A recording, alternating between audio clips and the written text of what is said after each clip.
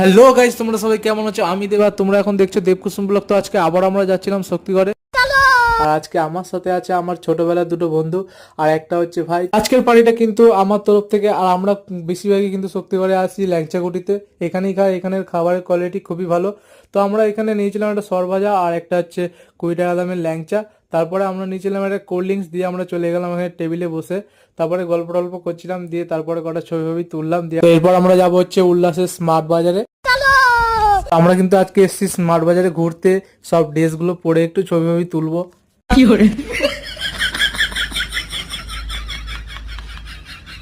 আর এখানে আমার রাজা ভাই একটা সুন্দর আলো দেখেছে, বলছে এখানে আমার একটা ছবি তুলে দাও, কিন্তু আমি ওর ছবি তুলছিলাম না, ভিডিও করছিলাম।